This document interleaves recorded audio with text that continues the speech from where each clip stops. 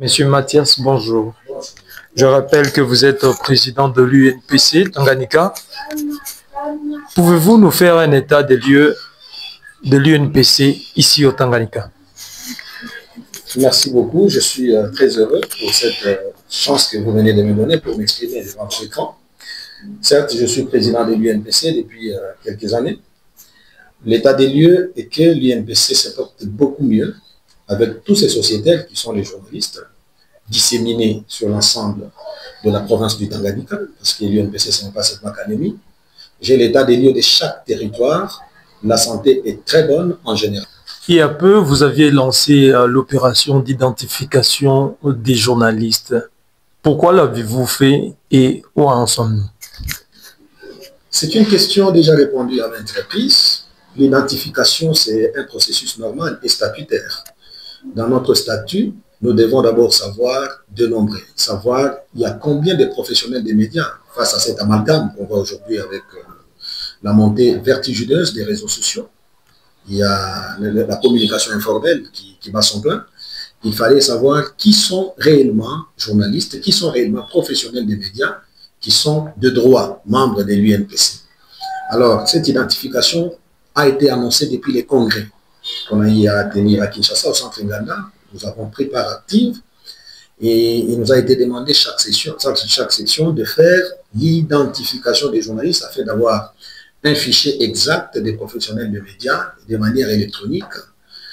Cela va permettre aussi au comité directeur d'avoir une idée générale sur les journalistes de la République démocratique du Congo et des étrangers qui travaillent en République démocratique du Congo. Alors nous avons fait ces processus et on a eu à dénombrer vraiment des journalistes dans chaque territoire. On a atteint jusqu'à 89 journalistes au total identifiés. Certes, il y a ceux qui ne se sont pas fait identifier et qu'on cherche d'ailleurs comment rattraper, les faire repêcher aussi. Sinon, s'ils ne sont pas pris en compte et s'ils ne sont pas considérés comme journalistes, la conséquence est que quand il y a un problème, la corporation se désengage de toute assistance et de tout accompagnement.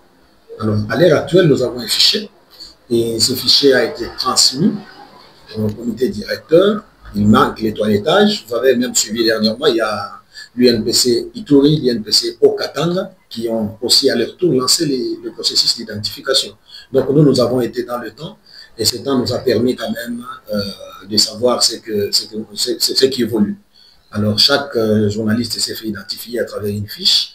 Il a déposé les photos passeport pour identification et il y a eu un paiement de 20 000 francs congolais pour cette identification parce que c'est ce que le statut nous recommande. Les ressources de l'UNPC proviennent des contributions de ses membres, des legs, des ventes de services, donc des cartes d'identification et autres initiatives de la corporation. Sinon, il n'y a pas une subvention de l'État qui vient. Et vous avez vu vous-même, quand on a eu un peu de moyens dans la caisse, nous avons volé de nos propres ailes dans plusieurs événements. On a eu nos journées de sensibilisation et nous avons financé nous-mêmes nos activités sans aller voir les partenaires. Monsieur Mathias, il y a une frange des journalistes qui estiment plutôt qu'il n'y aurait pas eu clarté dans ce processus, notamment en matière d'argent. Je ne saurais pas dire que ces gens-là n'ont pas raison ou ils ont tort. Je ne saurais pas parce que chacun a son idée.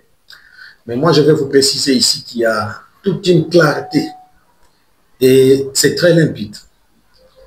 Vous ne me trouverez jamais dans les affaires de détournement. Je me suffis des paix que j'ai. Je ne vis pas de l'argent qui vient des poches des autres dans ce sens-là. L'argent de l'organisation, c'est l'argent de l'organisation et mon argent, c'est mon argent. J'ai donné un rapport à 2 reprises, publiquement, dans 2 manifestations, et des nombres de journalistes identifiés, et des montants reçus, et des dépenses effectuées. Si ce n'est pas un secret, parce que c'est à travers le média, j'allais vous parler rubrique par rubrique, mais je ne justifie pas à la télévision. Mais j'allais vous parler rubrique par rubrique, ce qu'il y a, et même le solde qu'il y a encore jusque-là. Jusqu'hier, on a encore dépensé dans le même argent pour les comptes de location des stades. Donc, c'est l'argent des journalistes. Je pense que ce sont des gens qui ne comprennent pas quand on fait cette organisation-là, cet argent est destiné à quoi. Quand on dépense pour le bien des journalistes, on vous dit, est-ce que c'est pour ça qu'on a dépensé maintenant? C'est à eux de nous dire c'est pourquoi. Ce n'est pas pour construire ma maison. C'est lorsqu'il y a un besoin des journalistes qu'on utilise cet argent. C'est lorsque nous avons un confrère qui perd son père, qui perd ses filles, on essaie de donner si les autres ne contribuent pas. C'est lorsqu'il y a un événement qu'on donne ça. C'est lorsqu'il y a facilité qu'on donne ça. Un journaliste peut être arrêté pour le compte du service. Ce n'est pas obligatoire qu'on l'assiste, mais quand il y a un besoin urgent, on peut prendre dans cette caisse-là, on donne. C'est dans ça qu'on fait le fonctionnement. Et plein d'autres choses arrivent. Monsieur Mathias, on vous voit souvent seul au four et au moulin. Quand il y a de manifestations, vous êtes là. Et quand il y a un problème qui touche un journaliste, on vous voit également là-bas. Et si moi je me retirais de toutes ces actions-là, c'est que rien ne marcherait. Parce que chaque fois qu'il y a une organisation, que ce soit pacifique, que ce soit dans le cadre d'intervention, je fais toujours part à tout le monde. Mais vous sentez qu'il y a beaucoup d'excuses. Et quand tout le monde s'excuse, les autres veulent que je m'en excuse aussi. Or, moi, je ne suis pas ami de l'échec. Seul ou avec les autres, moi, je perce et je vais devant. Ce n'est ni pour ma gloire, mais c'est la nature. Donc, quand il y a un problème, chaque fois, nous nous invitons. Je vais vous dire les problèmes, par exemple, qu'on a eu avec des journalistes qu'on a eu à sanctionner dernièrement. Il y a une commission de discipline qui n'est pas gérée par moi. Quand le dossier est arrivé, j'ai fait appel à ces membres-là. Venez. L'abbé Philippe est dans ce comité. M. Fouraïcha est dans ce comité. Mais vous voyez quelqu'un venir et à 3 minutes, il dit non, j'ai une autre occupation, je pars. C'est vide là. Qui va combler ça? Parce que le chèque, les bilans, c'est pour moi, le président. Donc, si rien ne marche, c'est à moi de défendre les bilans. Si la province ne marche pas, on ne suit pas les ministres, on suit les gouverneurs. Alors, c'est pourquoi vous voyez, chaque fois qu'il y a un problème, si j'appelle les autres et qu'ils hésitent de venir rapidement, moi j'interviens rapidement. Si j'interviens rapidement, c'est pour la gloire de la corporation. Et cela, on dit, l'UNPC a fait sa mission et non Makolovera. Et donc, moi, je n'entre pas dans la paresse. Je vous conjure ici qu'il s'agit de la paresse des autres. Le comité est là, bien qu'il n'étant pas complet, parce que ce n'est pas complet. J'ai demandé dernièrement, quand on a eu la journée du 3 mai, j'avais demandé publiquement si la volonté serait émise pour qu'on puisse compléter temporairement le comité en attendant l'Assemblée générale. Tout le monde était d'accord, mais après, tout le monde a dit on va le faire après. Parce que je vois dans le comité, on invoque Fouraïcha, avec lui on traite égal à égal, tout ce qu'on fait, on fait ensemble. Que ça soit signé, on fait toujours en contre-saint. Que ce soit au Congrès, on est allé à deux. Ce sont les deux membres qui sont actifs et à défaut de l'inactivité des autres ou de l'inaction des autres, cela ne va pas tuer la corporation. Et même maintenant, je vous promets qu'avec ou sans les autres, moi je vais aller de l'avant et j'invite les autres à se liguer. À quand l'Assemblée générale? L'Assemblée générale, ce n'est pas l'apanage de la province. L'Assemblée générale, c'est l'apanage du comité directeur. Donc le calendrier est élaboré au niveau de Kinshasa. Après le congrès, il fallait qu'il y ait ce processus qu'on a eu à faire d'identification, que les gens confondent d'ailleurs avec le processus d'octroi des cartes. Je vous ai entendu parler dans l'introduction avec Mangobo. Ce n'est pas ce qu'on a fait, ce n'est pas ce qui donne le droit à la carte de presse. Non. La carte de presse, c'est autre chose et l'identification, c'est autre chose. L'identification, c'est le dénombrement. C'était juste pour savoir qui est journaliste et qui n'est pas journaliste. La carte a son prix. Et ce n'est pas en province qu'on délivre les cartes. Les cartes viennent de Kinshasa. Je vais y revenir peut-être quand on va parler de la carte. Mais revenons sur l'Assemblée générale. Donc après le congrès, on nous a demandé de faire l'identification. Après cette identification, on nous a demandé de faire les budgets pour les assemblées générales. Parce que chaque assemblée générale requiert la présence de 2 membres du comité directeur venant de Kinshasa. Il faut savoir qui les prend en charge. Ils viennent à la charge de qui? Ils logent où? Leurs billets, leur restauration. Alors, on a fait des budgets, on a envoyé. Ce n'est pas dit qu'on va nous envoyer l'argent à Kinshasa. L'UNPC, c'est une aspect. On n'a pas une subvention de l'État, que ce soit au niveau national ou au niveau provincial. Il n'y a pas de subvention. Alors, on nous a demandé de faire ça et de préparer déjà, c'est sur base de cette identification qu'on connaît le nombre de journalistes en province pour déterminer le nombre de participants à l'Assemblée générale.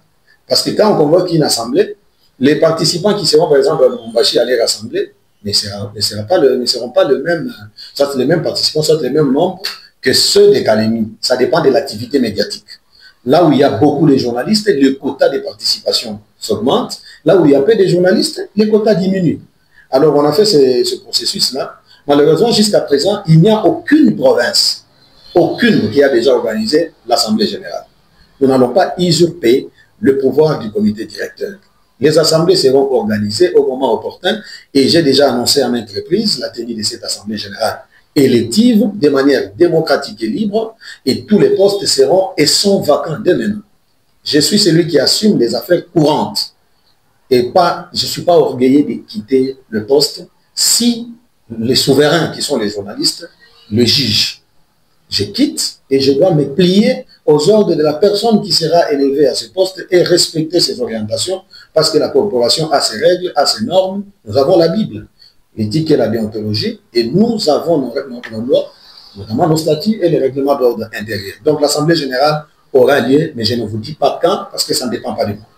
Revenons un tout petit peu sur l'identification. Dès lors que vous dites que c'est une obligation d'identifier les journalistes, en même temps, le règlement stipule que ceux qui sont attachés et consorts, momentanément, ils ne sont pas journalistes. Et à ce moment-là, ces gens-là, sont-ils identifiables ou non? Moi, je pense que là, c'est une bonne question qu'on doit clarifier. Étant donné que l'identification n'est pas l'octroi de la carte de presse, nous identifions qui est. D'ailleurs, le terme d'identification dit très bien l'identification des journalistes et des assimilés.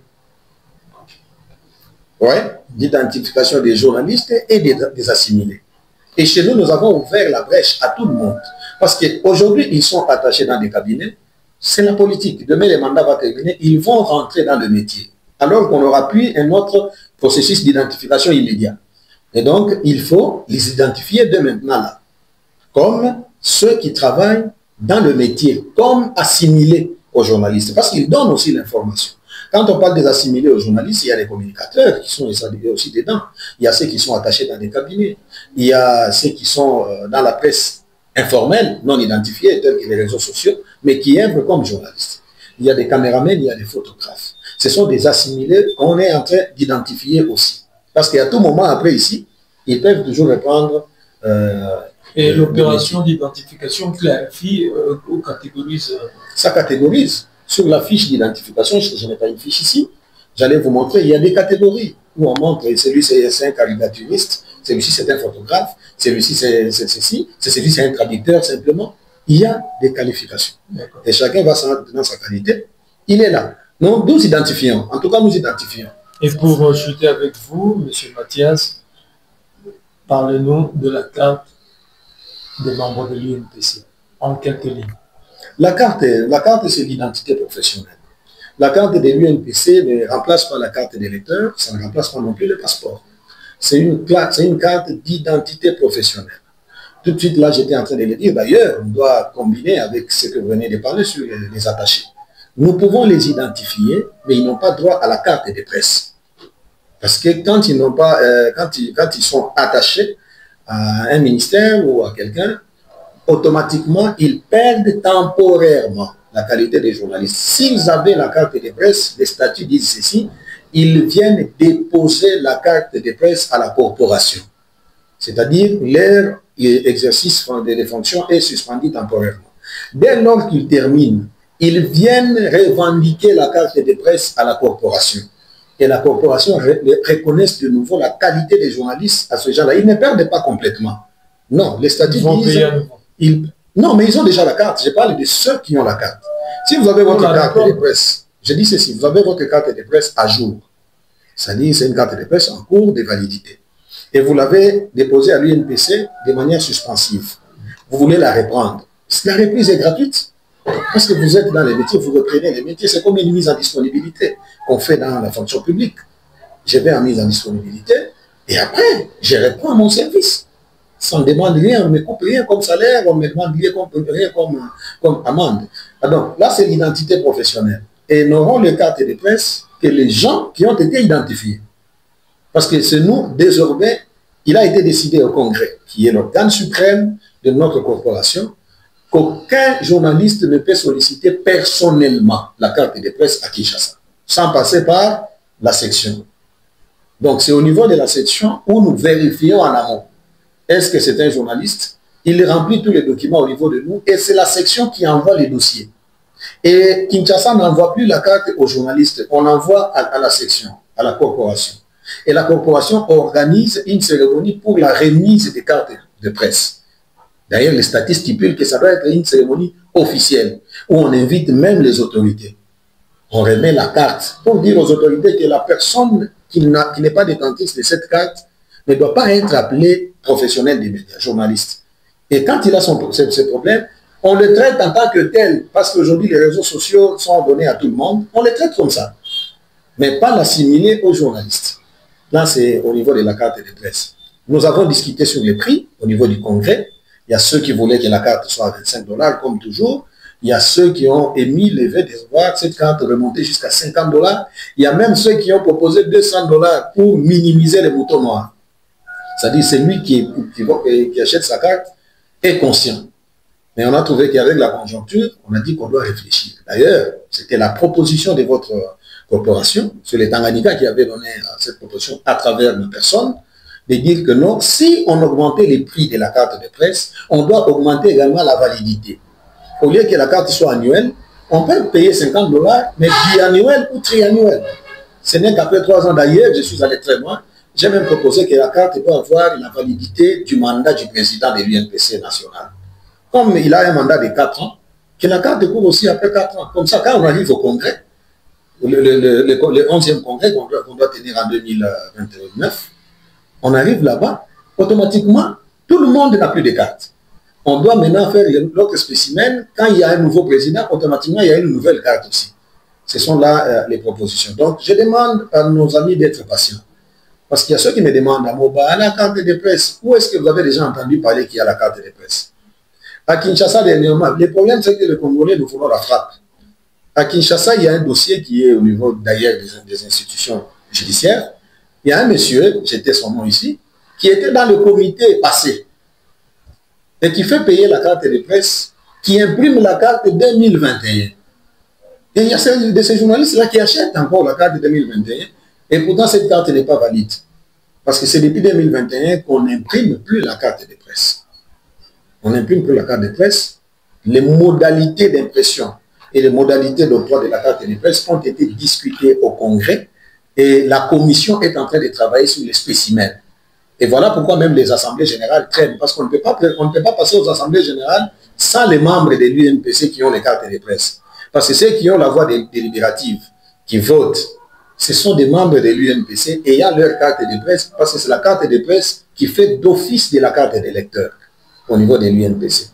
Je pense que c'est pour ça que vous voyez qu'il y a un peu un ralentissement au niveau de la convocation des assemblées générales. Mais qui seront membres de l'assemblée générale? Nous nous retrouverons encore nous-mêmes. Parce que nous avons des procès-verbaux, nous avons des procurations spéciales d'engager l'UNPC en République. Mais les autres sont membres jusque-là par défaut.